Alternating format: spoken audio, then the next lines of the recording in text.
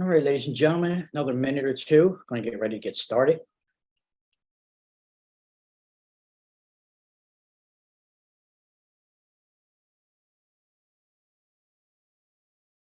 All right, ladies and gentlemen, another minute or two. Going to get ready to get started. Got to test the system, of course, make sure everything's working so you can hear me. All right, very, very good. That's good enough for me. And then we are actually going to get ready to rock and roll here. Boom. Bring that down. All right. Good evening, ladies and gentlemen. Starting a couple minutes early. Everything is working well today, so might as well keep going. So, ladies and gentlemen, welcome to my free class that I offer. It's called Online Real Estate School Incorporated. As you can see in the signs behind me, this is the name of the school. And this is a live streaming class, ladies and gentlemen. My name is Warren Nelson, and I will be your instructor through the course. I'm also a licensed real estate broker here in the state of Pennsylvania. I'm also the director and the owner of the school, Online Real Estate School Incorporated. And I am going to be giving a little bit of insight to what you will be experiencing in the 75-hour class, why you are taking this class, why you want to get a real estate license, why you want to learn real estate. For many of you, ladies and gentlemen, it's a passion. You already know that real estate is something that you want to do. You already know that there's many things that you can do to help others in the real estate arena. And because you might already have a passion for real estate, you naturally want to learn what you can and should learn about real estate rather than getting suckered into some kind of an investment class that is trying to sell you techniques and gimmicks that you can't legally use anyway, but you won't find that out until you actually make the mistake and try to do some of these things that these investment classes teach you. So I'm going to go over the things that you can and cannot do, ladies and gentlemen. In real estate, you in the state of Pennsylvania, you are not allowed to receive compensation for real estate matters unless you are licensed as a licensed real estate agent in the state of Pennsylvania. You ever hear of those flip properties, buy a property, flip it, or don't even take the property in your name, work out a deal between a buyer and seller, and then you pocket $2,000, $3,000, $4,000, $5,000? Well, that's illegal. Not the process of flipping the property. That's not illegal. Taking compensation in the process without a real estate license is the illegal part of it. So you can't practice medical without a license. You can't practice law without a license, and you can't practice real estate without a license in the state of Pennsylvania. And in the practice of real estate, anytime that you try to receive compensation, then you're going to be in a little bit of difficulty, because that would mean that you are practicing real estate without a license. Now, there are two caveats to this, ladies and gentlemen. You can sell your own home and you can rent your own home. You don't need a real estate license and you can earn compensation. So you can sell the property that you currently own, the deed's in your name. You can sell that property. You don't need a real estate license, and you can rent out that property to tenants. You don't need a real estate license to take the lease or the security deposit. But if you don't own the property and you're trying to do this service for somebody else, that is where the legality of the issue comes in. Now you are practicing real estate without a license and trying to earn compensation without a license. And that's what the real estate license does in the state of Pennsylvania, ladies and gentlemen. The real estate license allows you to earn compensation. So now you can run a real estate business. Now you can invest and flip properties without putting them in your name, taking the deed and putting it in your name. Now you can do this legally with the real estate license.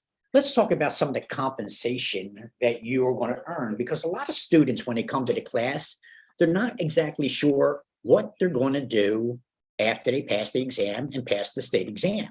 Where do they go? Do they go work for a brokerage? because that seems to be the natural course of action, and it will be pretty much the most money that you will make in the real estate business when you work on commission. And most students who get a real estate license gravitate towards real estate brokerage, and especially maybe the franchises, probably not the smartest move for a new agent to do. But in any event, most students don't have too much guidance. Where do they go after they pass the state exam? What are they going to do? What kind of compensation are they going to earn? How are they going to earn that compensation? So we talked about it in my class, and we're going to talk about it right now. You have many avenues that you can pursue. You need to understand that once you have a real estate license, you should never be broke. You should never be unemployed. It doesn't mean you're automatically going to make money, because if you don't get off the sofa and make an effort, the license ain't going to do you no good. So you do have to make a lot of effort into your business, because remember, ladies and gentlemen, when you become a licensed real estate professional, most likely, chances are, you're going to start out as an independent contractor, just like a Lyft driver or an Uber driver, where you don't work for the company, you work with the company. So you're an independent contractor with Lyft. And so you use your vehicle, you drive around, you make money, and Lyft has the platform to give you ride after ride after ride. So you're using somebody else's platform, the Lyft platform, you're using your vehicle, and you're making money with your time, your knowledge of the traffic flow, when's the best time to go out and drive, and getting people there safely. You're an independent contractor. So you get paid by the company, and you have to pay your own taxes at the end of the year. A lot of Lyft drivers don't know this when they get started, because they've never been an independent contractor before. In the real estate arena, it's absolutely the same thing. You will not have a boss. You will not be an employee. You will be an independent contractor, providing you go the route of a real estate brokerage and earn commission. But it's not the only choice that you have. Once you pass that state exam and get your real estate license, you could do property management. Property management. This way here, you can get a salary and commission depending on what you negotiate, because since you're going to be independent or self-employed, you're going to have to try to negotiate your own compensations, your own fees. There's not a set fee or a standard commission. That is illegal. So if you ever hear somebody say, well, the standard commission is 6%, that is the going rate, that is a falsity, ladies and gentlemen. That's called price fixing. That is an antitrust violation. So you cannot say that you have one fee, one rate, and this is the way it goes, because this is what you're going to learn in my class, that the Real Estate Commission considers that an antitrust violation. By not negotiating your compensation, you set your compensation, that's a no-no. And so you need to understand these things, what the Real Estate Commission will allow you to do and not allow you to do once you have a real estate license. So you're going to have to negotiate your compensation, no matter what avenue that I'm about to talk about. No matter what avenue you take, you're still going to have to negotiate your compensation. So let's say that you would like to do property management. And let's say that you start off independent. It's just you, and you got 2 or 3 buildings, different owners, and they want you to find tenants for the property. They want you to sign the lease. They want you to do any repairs and maintenance. They want you to do any evictions. And this way here, the owner doesn't have to deal with it.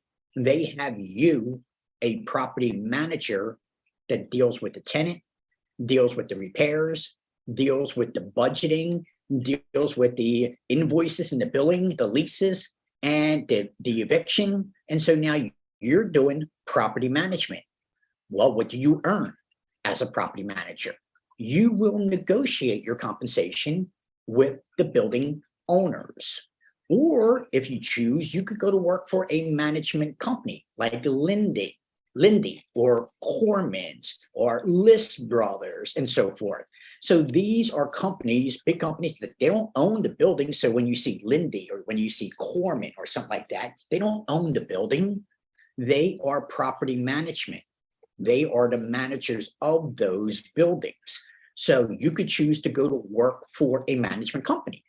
And therefore, you really won't have to worry about negotiating anything. You would be an employee, but you cannot be an employee with a property management company unless you have a real estate license, because you cannot take a lease and you cannot take a security deposit for a property that doesn't belong to you without a real estate license. You have to explain the contract. The lease is two contracts in one. You have to understand the security deposit. You have to understand how much security deposit you can hold the first year, how much security deposit you can have in the second to the fifth year, when that security deposit has to be returned, how much of the security deposit you may keep, where do you put the security deposit, because you can't mix it with the rents. That's called commingling.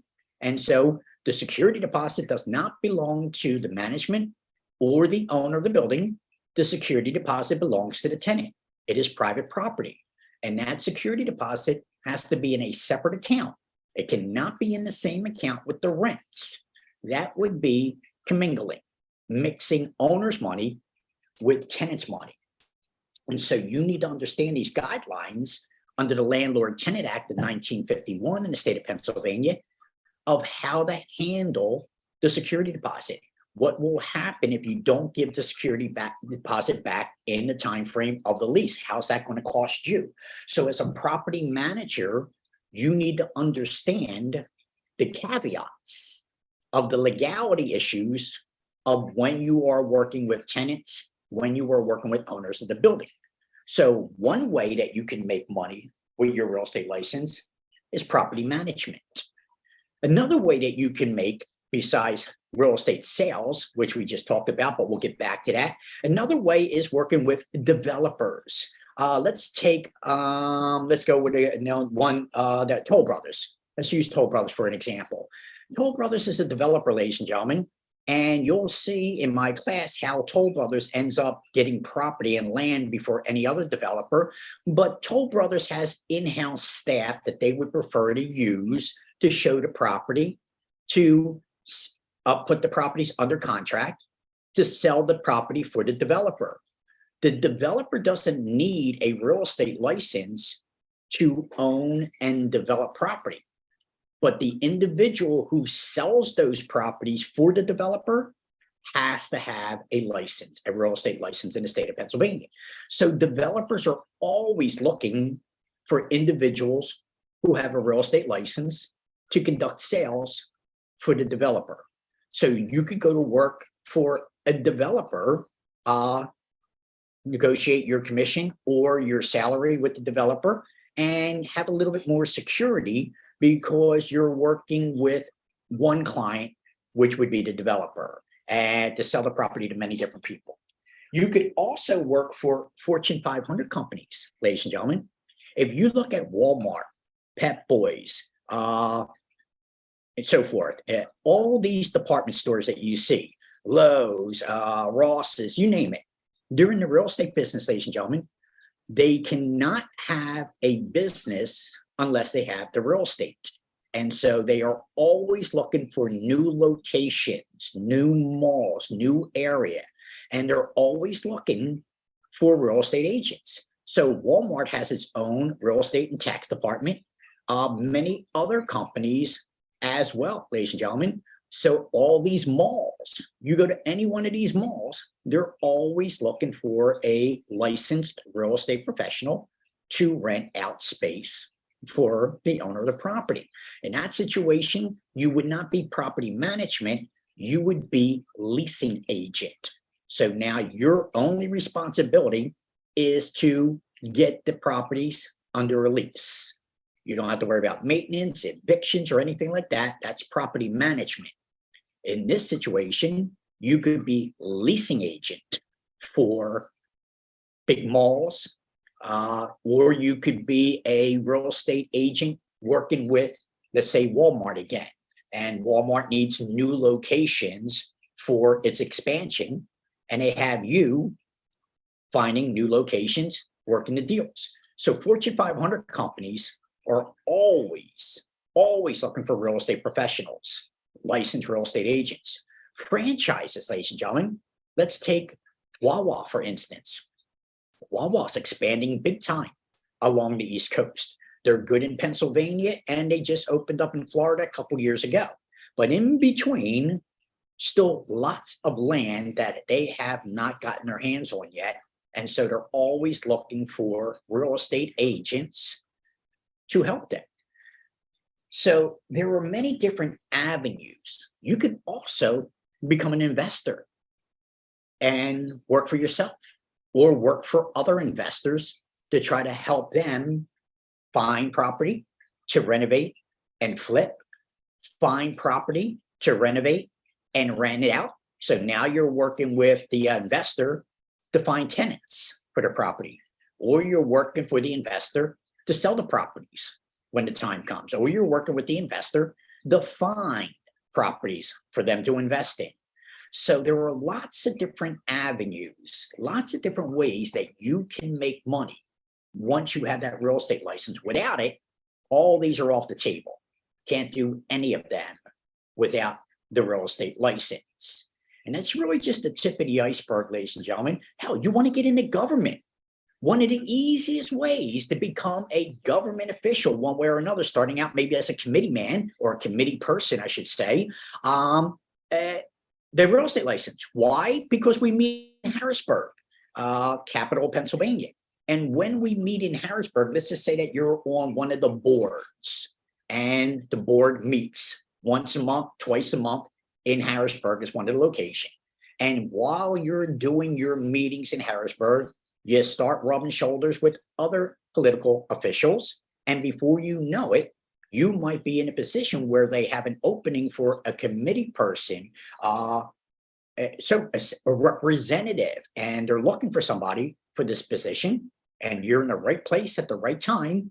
And that real estate license got you into politics. Little did you know, later on down the line, you have no idea, ladies and gentlemen, the wonderful surprises that await you once you get this real estate license. You have no idea the doors that are open for you once you get this real estate license. The world is going to change, and for the most part, it should change for the good, unless you just don't like too much work, too much money, too much pressure.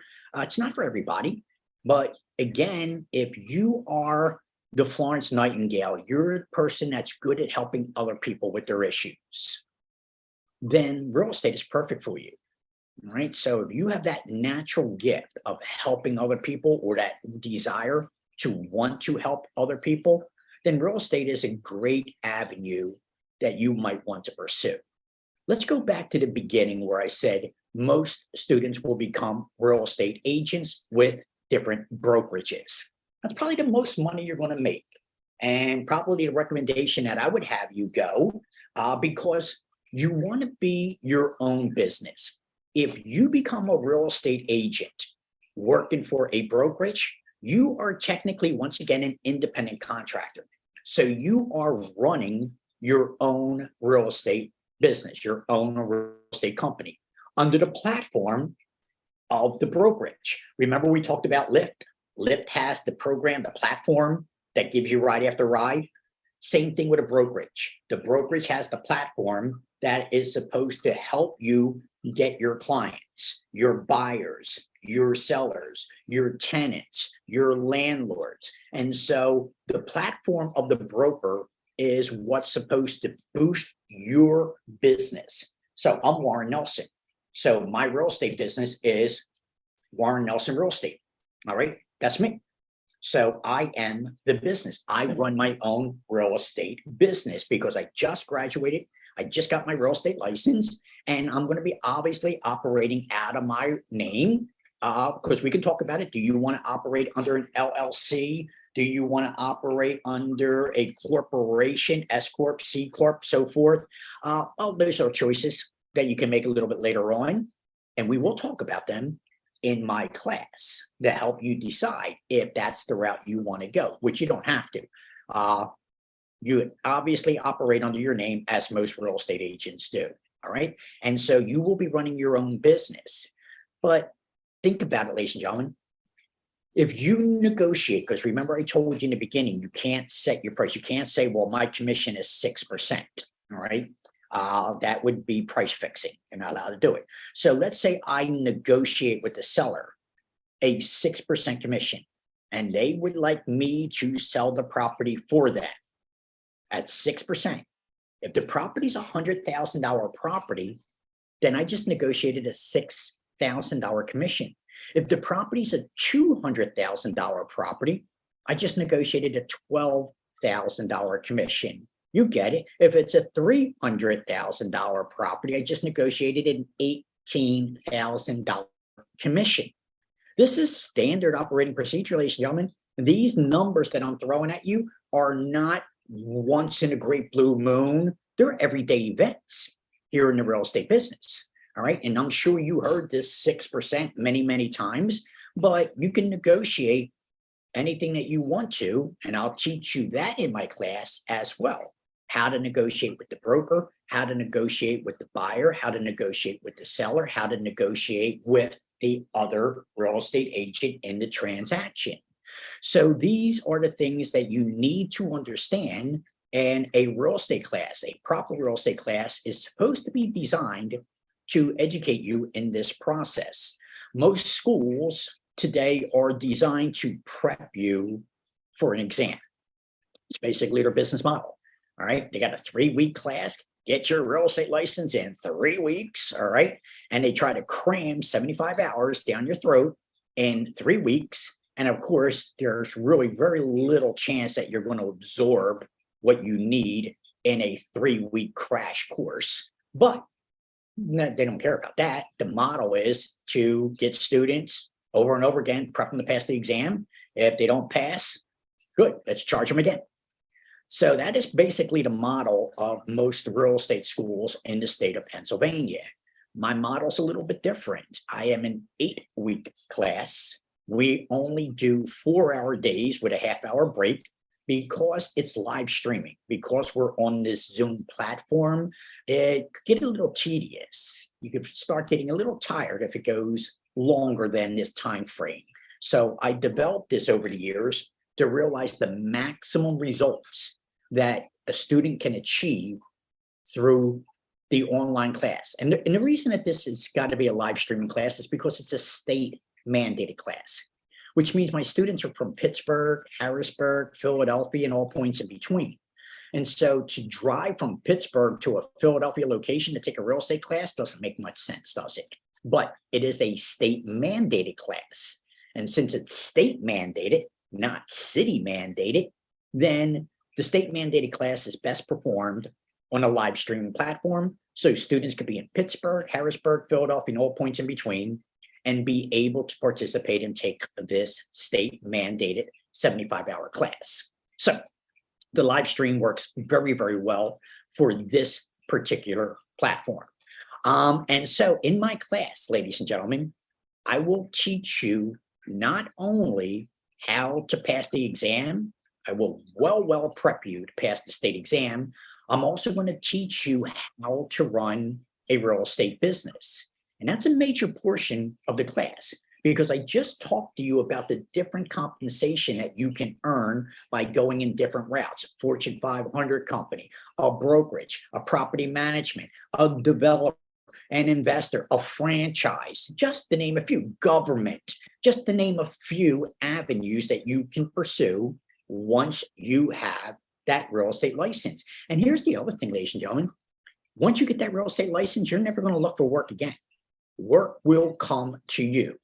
So you have a commodity, you have the real estate license.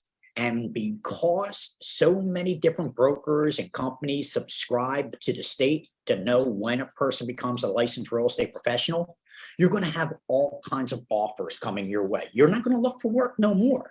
And it's going to be a very nice feeling, a nice experience that you have all these companies vying for you, come work with us, come work with us, come work with us. This is what we're offering. So things are going to change once you are intelligent enough to invest in yourself. Stop putting it off. You know you want to do this. You've been wanting to do it for how long? And we find excuses always as to why we don't do things, why we put things off. And we're good at it. We're really good at it, and it could be bona fide excuses or just basic excuses, but it is difficult to really, really want something. It's easy to want it. I want to do this. I want to do that. But are you willing to do what it takes to get what you want? And so that is where a lot of people fall short on the want list. I want to do this. I want to do this. I want to get paid. I just don't want to work. So are you willing to do, really willing to do what you need to do to accomplish what you want? And that's where a lot of people fall off and just say that, it wasn't for that. Here's the two things that you probably never, ever want to end up being stuck doing. You don't want to be stuck paying rent, and you don't want to be stuck working for somebody else. These are the two ruts in life, and you're never really going to be happy. Misery loves company, ladies and gentlemen. And so being an employer and an employee, that's a misery company situation. Being a landlord tenant, how many of you pay your rent each month and love it? You love paying your rent every month, don't you? All right. And you love getting those emails and those little reminders from your landlord. I think you love it. Don't you love it? Well, that's a rut. Your landlord's happy. You're paying the landlord's mortgage. You're making the landlord rich, but you are only buying yourself 30 more days. So every time you end up paying rent, you're not benefiting life. You're not gaining nothing. You might like the apartment, but it's not yours, never will be yours, and you are not achieving anything. Working for somebody else, you're technically somebody else's property. When you work for somebody else, you're their property. They can pretty much dictate to you what they want you to do, what you can and can't do, what you have to do in order to remain working here or hit the bricks. So those two ruts in life is misery. And so what we do in this real estate arena is we get you out of the misery. We'll show, and that's the beautiful thing, because once you become a real estate agent, you will be helping others to get out of the rut. You're going to help yourself, and then you're going to be able to help others to get out of the rut. All right, get them out of that landlord rental situation and into their own home. And you're going to see that we have so many programs, first-time buyer programs, Philly First grants, Keystone grants, Seller Assist, that it is easier. It is cheaper and easier to buy a property than it is to rent a property. Trust me on this. Trust me on this. Since the pandemic, ladies and gentlemen, the court system is completely clogged. It is very hard for a landlord or an owner to evict someone right now because of the backlog in the court system. It is very hard to get a squatter out of your property. There's a legal way of doing it through an ejectment, but it's still a difficult and expensive process. So you would need to understand that if you go to apply for an apartment today, you're going to get scrutinized, because the landlord knows how hard it's going to be to get you out of the property. Should that day come, they're going to make sure that they do everything they possibly can before they put you into that property, by going through your credit, by going through your income, the ratio of your income compared to the rent, blood sample, just kidding about that, but you get the idea that they are going to go through with a fine-tooth comb the interviewing process before you become a tenant in their property, because of the way the system is right now in the backlog of eviction. So it is literally easier to buy a property, to get approved for a mortgage, to buy a property than it is to rent one right now. And it's amazing what people will go through just for the misery of renting when they could have easily have bought a property. Now, let me say one thing here, because you're going to be a real estate agent. And so this one day is going to be what you're going to be doing as well. And you're going to be talking to somebody who's renting, and you're going to say to them, listen, if you get yourself another apartment, you're going to need first month's rent, last month's rent, and a month's security to move into that property. So let's just say it's $1,000 a month for the rental. That means you're going to need $3,000 to move into property. First month's rent, last month's rent, and a month's security, $3,000. But ladies and gentlemen, I can get you a $100,000 property under an FHA mortgage for $3,500. The same amount that you would need to rent a property for 1 year, I can get you into a property. 30 years, you own that property. And every time you pay a mortgage, you're building your wealth. So in the real estate arena, you will be constantly educating others about where they can do, what they can do in the real estate, why it's better to do this than that, how to do this compared to that. And now you're going to be helping people in the real estate arena make a better life for themselves, and you're going to be earning nice compensation in the process. So remember, 6% of $100,000 is $6,000. 6% of $200,000 is $12,000. 6% of $300,000 is $18,000. This is one deal. You know the prices of property, ladies and gentlemen. You know the properties are going for $250, $280, $320, $360, $370, $400. And so this is an average price. $280 is right now, it's going up a little bit, closer to $290 is the average price of a property in Philadelphia, in Pittsburgh right now, ladies and gentlemen, a little lower in Harrisburg, but that is the average price. So that means if you're dealing with just your typical $200,000 to $300,000 property, you can literally see how much money is in there for you, which is the reason that you are getting in the real estate, which is the reason that you're going to a class. It's the reason that you're getting this real estate license. And you know as well as I do that every millionaire and billionaire has real estate in their portfolio. They really didn't make their money by stocks. They didn't make their money by gold or bonds. They didn't make their money in digital currency. They made their money in real estate, ladies and gentlemen. And let me give you one more example. You buy a property for you and your family, and you didn't look to buy an investment property. You were just looking for a nice 3-bedroom home, 1.5, 2 baths for you and the family. You didn't want to be in the apartment no more. And so you bought this property for you and the family. And let's just say that you bought this property for $100,000. And then 4 years, 6 years, 8 years, whatever the situation may be, that property is worth more. Let's say 6 years from now, you bought this property for $100,000. And today, if you wanted to go and sell that property, you could sell it for $200,000. You all hear the story? How many of you heard the story where, oh, we bought this property for $60,000 and our neighbor just sold for $280? All right, we bought it for $60 and they just sold for $280. That means we can get $280. And so that is the difference between paying rent and paying a mortgage. So when you bought this property for $100,000, it will continue to go up in value, and that value is called equity. You bought the property for $100,000 6 years ago. Today, if you wanted to sell it, you can get $200,000. That means you're sitting on $100,000. You didn't buy the property as an investment. You bought the property simply to have a roof over your head, but little did you know how much that property would be worth all these years later. Now, you don't have to sell it. You could refinance. You could take out an equity loan. None of that can you do with a rental, with an apartment. The landlord can, but you, the tenant, won't be able to.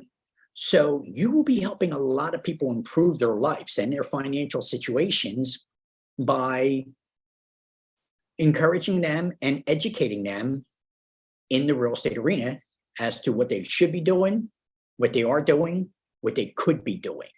And this is how we are very well known in the real estate business, because every time I help one person get out of a renter's rut and into their new home, don't you think they're appreciative of this new lifestyle, this new situation? And years later, they realize how much money they're making because they were smart enough to buy this property many moons ago. All right. This is the real estate arena. This is why you're getting a real estate license. This is something that you could do forever, ladies and gentlemen. I don't care if you're 18 years old, just graduating high school and you want to get into real estate, or you're 80, 60, 70, 90, it doesn't matter. And now you're retired and you still want income because you don't want to just sit in a rocking chair. Real estate. You're in your 30s and you want to start your own business. Real estate. Real estate, real estate, real estate has always been the avenue for many, ladies and gentlemen. It's just the way that you look at it. A lot of people, remember what I said earlier? They want this, they want that, they want this, they want that, but they're not willing to do what it takes to achieve their wants. And so this happens quite often. And this is the reason that a lot of companies fail, because of bad management.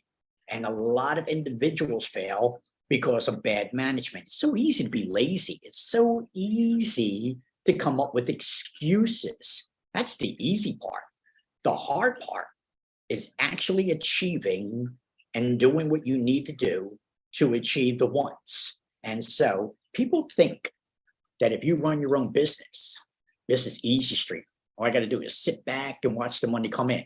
Talk to Elon Musk, talk to Jeff Bezos, and let them tell you how easy it was and is. You run your own business, ladies and gentlemen. You're a Lyft driver. You know as well as I do. You want to really make money with Lyft, you're going to be driving. You're going to be driving. You're going to be driving 8 hours a day, 5 to 6 days a week, maybe a day off, and then you're making the money. You could do $1,000 a week driving with Lyft, but it's not going to be 1 day driving with Lyft, 2 days driving with Lyft. So if you want to make $1,000 a week driving with Lyft, you could do it, but you're going to be putting in the hours. And that is the way it is with any business that you're running, ladies and gentlemen. You're going to have to put in the hours, but the rewards are far greater, because let's go back to the real estate business. One deal could be a $6,000, a $12,000, an $18,000 deal. One deal. We got agents that are doing 40 deals a year, ladies and gentlemen. All right. So the sky's the limit. Some agents just want to do part-time. Maybe that's you. Maybe you just want to do Saturday and Sunday. You want to be in the real estate business. You got a full-time job. You like the job. I would encourage you to keep the job. And you want to do real estate on the side, evenings, weekends. I know several real estate agents who just work Friday, Saturday, and Sunday doing open houses. And basically they make their living, a good living, just working 2 days a week, 3 days a week. You see, again, you're an independent contractor. You get to choose your own hours. You get to do your own thing. No boss telling you that you have to get your butt in or you're fired. You have to dress a certain way or you're fired. All right. I prefer to dress the way that I dress. I prefer it.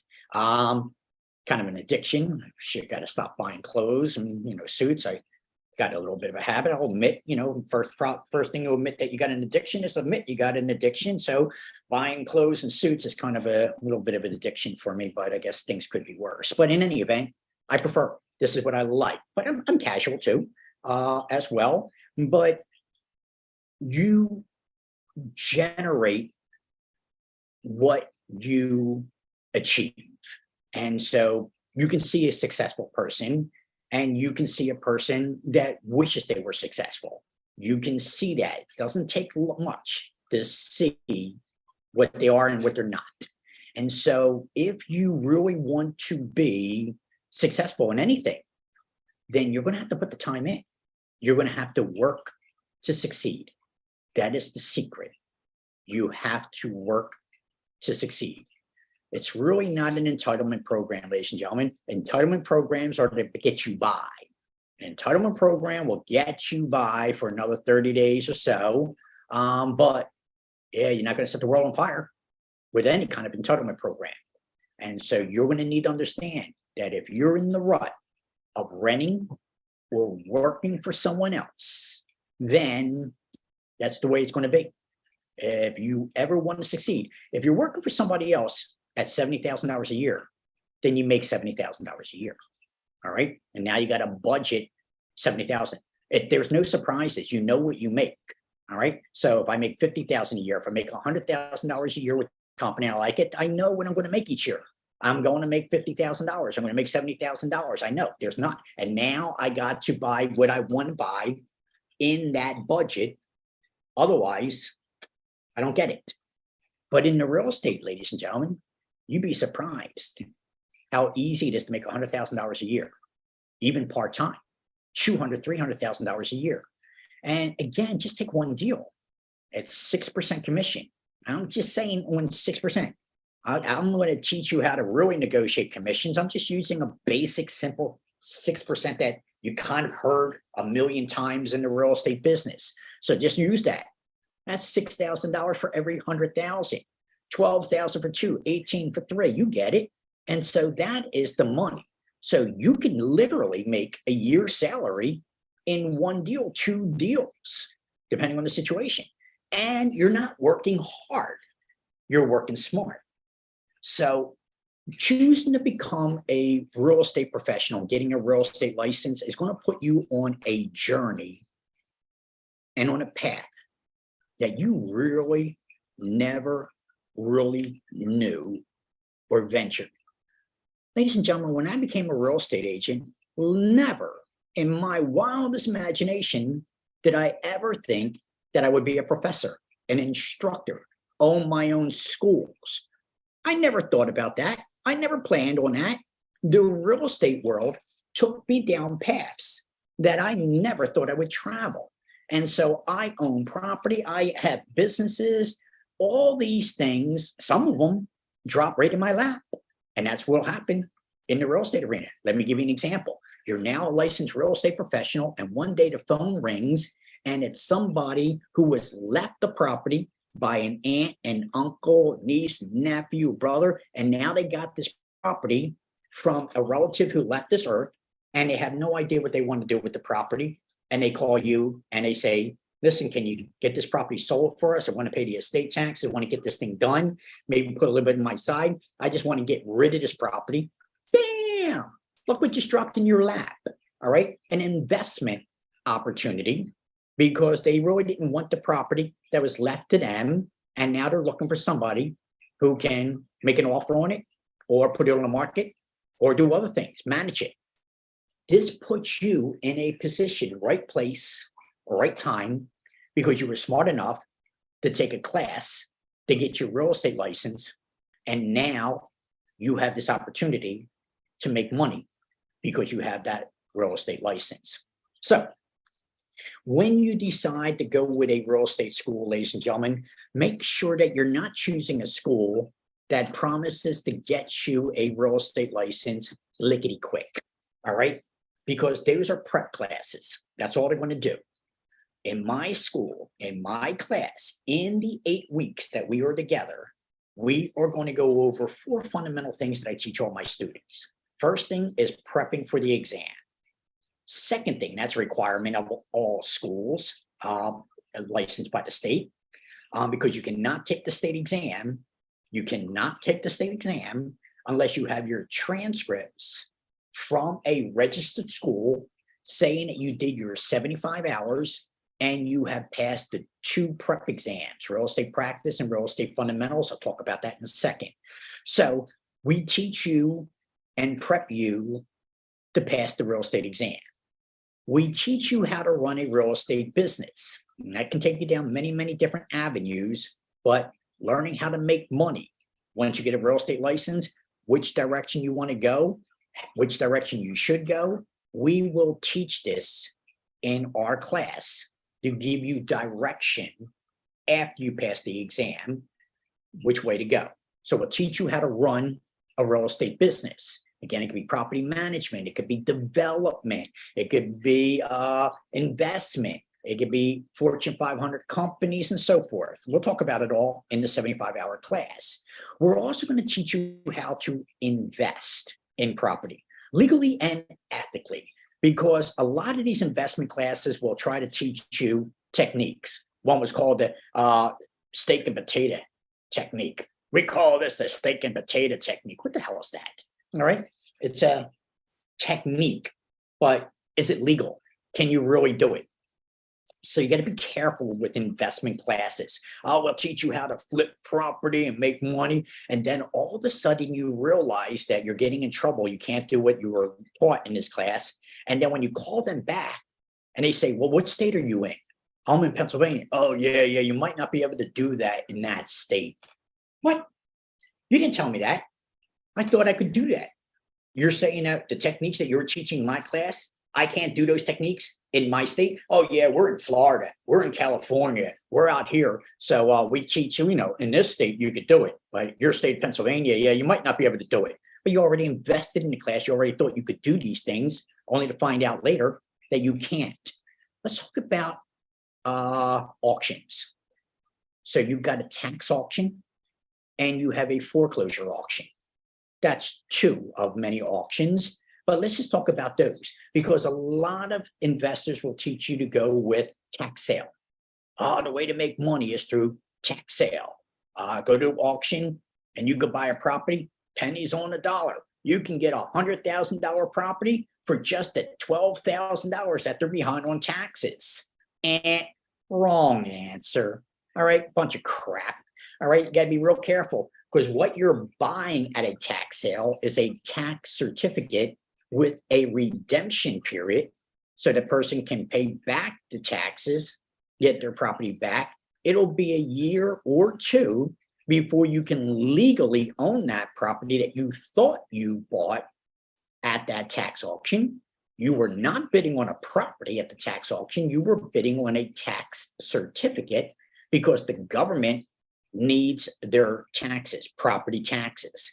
And when you don't pay your property taxes, it prevents the budget from being fulfilled. So now we might have to lay off trash collectors, maybe fire personnel, or maybe even police. Very rare, because police produce revenue. So usually they won't get cut in a budget, but other things will get cut in a budget because people didn't pay their property taxes. And when they don't pay their property taxes after a certain amount of period of time, 2-3 years, for example, then their property, misnomer, goes up on a tax auction. So you believe that you're bidding on the property at the tax auction for the tax arrearage. Yes and no. You are bidding for the tax arrearage, but you are not receiving the property at this auction. You're going to receive a tax certificate. And that tax certificate has a redemption period in the state of Pennsylvania. 1 year, for example, which means there's nothing you can do except try to collect the money that you paid at that tax auction for this tax certificate. So basically what you're doing at a tax auction is you're paying that homeowner's taxes. They're behind on their taxes. And why would you pay more than the taxes are owed? But yet you'll see people bidding at auctions all the time. Let's say they're $12,000 behind on their taxes, and we got bidding going on $30,000, $40,000, $50,000 because they think they're bidding on a property. They don't realize they're bidding on the municipal taxes that they're behind on the property. So we'll teach you this. Let's talk about foreclosure. All right, foreclosure. Now, remember what I taught in last week's class. In the state of Pennsylvania, ladies and gentlemen, you need to know the difference between a deed and a mortgage. The deed is ownership of the property. And when the seller delivers or hands you the deed, the buyer, you become the owner of the property at that moment. So you get the deed, you get the property. But a mortgage is a loan, maybe for 30 years. And that lender will use your property as collateral. Their name's not on the deed. The lender's name's not on the deed. Your name's on the deed. But your name's also on the mortgage. And when you stop making payments on the mortgage, you always hear that expression, the bank will take the property back. No, that's not true. The bank doesn't own the property. Their name's not on the deed. The mortgage is a legal document that allows the lender to foreclose on your property, the owner's property, to recover their loan. So their property is known as collateral or security, and the lender places a lien on the property, but their name's not on the deed. They don't own that property. And so this understanding is what most people don't understand when they decide to try to buy foreclosed property. Oh yeah, the real money's making is in foreclosed property or bank REOs, real estate owned by the bank. Again, misnomer, because the bank's name's not on the deed. The bank had a legal document called a mortgage that allowed them to foreclose on the property to recover their loan, but they don't own the property. So when you buy a foreclosed property or an REO, you're from the bank, you think you're buying the property from the bank, but the bank doesn't own it. The bank's name's not on the deed. At the very best, they can only give you a quitclaim deed. We'll talk about that in the class. What's a general warranty deed? What's a special warranty deed? What's a bargain and sale deed? And what's a quitclaim deed? Because remember I said, the deed transfers ownership of the property, but not a quitclaim deed. A quitclaim deed does not transfer ownership. A quitclaim deed transfers interest. And what the bank would be doing in a foreclosed situation is transferring their interest to a potential buyer. And so the bank says, look, we've lent $200,000 on this property. Property probably will appraise for $400,000, but all we want is our $200,000 back. So what they're doing is they're transferring the interest, and you come along and say, it's $400,000 property. You only want $200,000? Yup. Here you go. Here's $200,000. Boom. All you did was pay off the loan that was owed on that property under a quitclaim deed, transfer of interest, not ownership. But you don't own the property that you just paid $200,000 on. You will now have to legally quiet that title through a process, and that process can be quite cumbersome in order to get the ownership of that property that you thought was such a great deal in a foreclosure. So this is why you need to take this class, ladies and gentlemen, and understand how to legally and ethically invest in property so you don't lose your shirt on a technique that doesn't really work any darn way. So this is another reason why you want to take this. And this class is a state mandated class, ladies and gentlemen. This is a required class by the state. So this isn't a class that's just made up. I didn't just put this together. The state had to approve the curriculum. This has to be given to the students. The last thing that I teach in this class, ladies and gentlemen, is memory course, which a lot of schools won't do. And I'm very proud of the memory course that we use in our class because there's short-term memory and there's long-term memory. And once I teach you how to cross the brain barrier and go into the long-term memory, then it's very easy to remember names. It's very easy to pass the exam because most of us rely on short-term memory. Somebody just gave you their name, and 3 seconds later, you already forgot what their name is, or you just read an article or a magazine, and as soon as you're done reading it, you got to read it all over again because you already forgot what you just read. That's because it's short-term memory that you're using. And when you take an exam and you can't remember the answer, what was that? What was that again? I can't remember. You are relying on short-term memory. It already escaped you. But once you learn how to capitalize into the long-term memory, then the answers compartmentalize. You can easily retrieve the answers, pass the exam, remember people's names, and go a long way just by this one thing that you'll learn in my course, long-term memory techniques. All right. How do you think actors and actresses remember their lines, especially old school actors and actresses, where they didn't have a teleprompter? They literally had to memorize their lines. This is the way that they did it. This is the way that we do it today by learning these long-term memory techniques so that you can remember what you're learning. Now, I only got 8 minutes left, ladies and gentlemen. That's how quick this goes.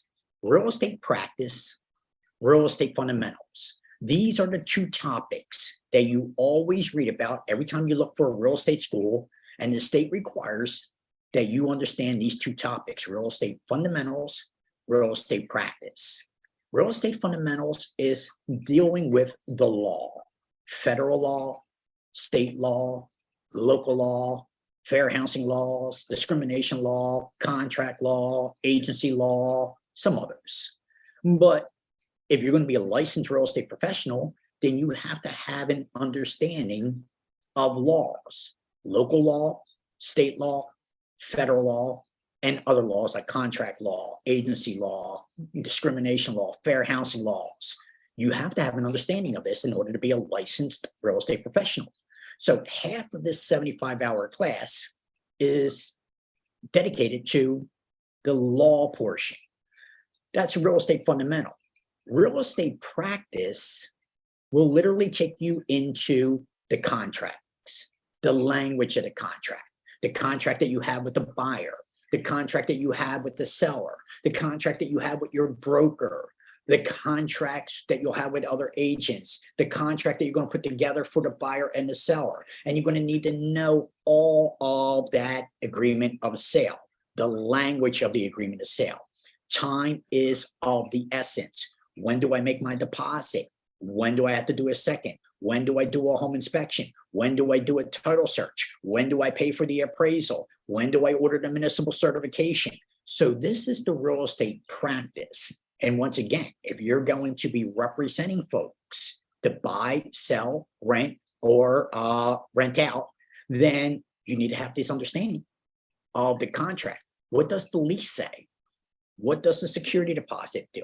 What does the agreement of sale say? What does the buyer agency agreement say? What does the listing contract say? What does this and that and this? So real estate practice deals with another legal aspect, the contract and the language of the contract, and making sure that you understand the contract so you can explain it. You'll hear through this whole course that we're not allowed to practice law. We're not lawyers, or we're not practicing law, nor are we allowed to cross the line and practice law. But it is a fine line because we have to explain the contract. We have to go over the legality of the contract. And even though we are technically not allowed to practice law and make it clear that we're not attorneys, it really couldn't get any closer to the line in the sand than this. Because in Pennsylvania, ladies and gentlemen, 16-page, 32 sections of an agreement of sale, and I will teach you all 32 sections of that agreement of sale, all 16 pages. Plus, I'll also teach you the buyer agency agreement, the contract that you have with the buyer. It's an employment contract. The contract that you have with the seller, that's an employment contract called a listing agreement. The broker's contract. So you get your license and you decide to go for work for a broker, you're going to sign what's called an independent contractor's agreement. All right. And this is the compensation that you're going to split with your broker. And that has to be negotiated. So all these things, ladies and gentlemen, are to be taught in a proper real estate school so that you are prepped and ready not to pass an exam, but to run a real estate business professionally and properly and professionally represent those that are looking for real estate services. That is the goal of the Real Estate Commission, to make sure that you are properly educated in the do's and the don'ts in the real estate arena, what you can and cannot, what you should and should not do as a licensed real estate professional. So this class, the class mandated by the state, is really where you should be investing your money and investing your time to learn as much as you can about real estate properly, what's right, what's wrong, what you should, what you shouldn't do. What's the difference between title and a deed? All right. What's the difference between a deed and a mortgage? Do you own the property day one, or do you own the property 30 years later when you make your final payment? All these answers, if you don't know, because chances are you said 30 years later when you made the final payment, you're wrong. All right. You're wrong in the state of Pennsylvania. And so you'll be surprised how many things you think you know about real estate, only to find out you're wrong. You can't do the things that you thought you could do, not legally. And so it's not your fault. You saw a seminar, you read an investment book, you saw an infomercial, and they led you to believe, because chances are they weren't in Pennsylvania, they led you to believe that you could do things that you cannot do. All right. And so that's why you want to take this class, to really get the education about real estate and all points of it, so that you are not only knowledgeable, but you are also in a position to help others and make a ton of money in the process. You won't have to look for work anymore, ladies and gentlemen. Work is going to come to you.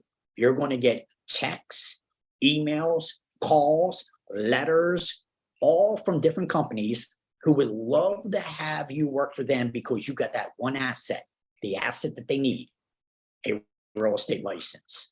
That real estate license, ladies and gentlemen, is your golden ticket. You'll never be broke. You'll never be unemployed. It's your passport to life. It'll take you places you never imagined that you would go. But that real estate license changed everything. So my name is Warren Nelson, ladies and gentlemen. I run this free class Mondays before our classes begin, to introduce myself, to see my style, to see the things that you're going to be learning in the class. There's only so much I can do in an hour. So I try to give you as much as I can in an hour, but there's a reason that we have to have 75 hours, 8 weeks together, so that you have what you need completely. And I'm pretty thorough in my class. Please read my reviews, ladies and gentlemen. Read my reviews. You can see that they are sincere reviews. The students absolutely love the platform that I put together. I hope that my style is conducive to your learning ability. But that's why I do this. Other schools can do this. They can do that. You notice I'm not asking for subscribers or likes or the bells or the whistles. That's not really why I do this free class. I do this free class just to give you a little bit more information, so that you can do a better job of researching a school to sign up with, so that you know that you're making the right choice. So I run this free class for that reason alone, ladies and gentlemen, so that you can see me, see my style, and see if it's worked for you. Will this work for you? It's $598 for the class. It's total expense. That's it. There's no other charges. Everything's included, materials, so there's no hidden surprises. It's an 8-week class. My next class starts September 5th. Is my next and my last class. So that goes to the end of October, because it's an 8-week class, and I don't want to go into the holidays, so it'll be the last class this year. September 5th is my last class. I have 2 classes. I have a morning class, 9 a.m. to 1 p.m., Tuesday, Wednesday, and Thursdays for 8 weeks. I also run an evening class, 6 p.m. to 10 p.m., Tuesday, Wednesdays, and Thursdays for 8 weeks. And it's $598. I broke it down to 2 monthly payments. $299 is all you need to get started for the first part of the class, which is 4 weeks. And then the following month, $299. I'll even work with you on payment arrangement if you can't even do the $299. I don't want $598 to be the reason that you can't progress, ladies and gentlemen. I'll work with you. Trust me, no other school is going to do this. So it's $598. I'm not the cheapest, I'm not the most expensive, but I am well worth it. Read my reviews. $299 is all you need to get started. And if you don't even have the $299, but you really want to do this, call me, talk to me, and negotiate. All right? Because I'm going to teach you how to negotiate anyway. And let me know that you really want to do it. You just can't come up with $299. You can come up with $100 to get started. I'll get you started, $100. All right? I'll do what I have to. It's not the money. This is a labor of love for me, to be honest with you. So I don't want the money to be the excuse that you use to prevent yourself from moving forward. I'm already telling you, I'll work with you. I'll help you out. I'll do what we need to do to get you into the class, get you the education. And this is the least I can do, and maybe the most I can do. But in any event, my name is Warren Nelson, ladies and gentlemen. I will be your instructor. I am the director, the owner of the school. I am a licensed real estate broker. I have lots of students who work with me. So now I take them from the classroom into the field and teach them how to run their business live in the field, working directly with clients. So there are many of opportunities. This is the first opportunity I'm presenting with you and to you. I hope you take me up on these offers. That is it for today. I will be running this class again on next Monday and the following Monday before our September 5th class starts. So tell your friends about it. I'll give you the link. You got the link. Be safe, be healthy, be happy. God willing, I'll see you in my class, and I'll be looking forward to making you a licensed real estate professional this year. Thank you for coming to my free class. Enjoy.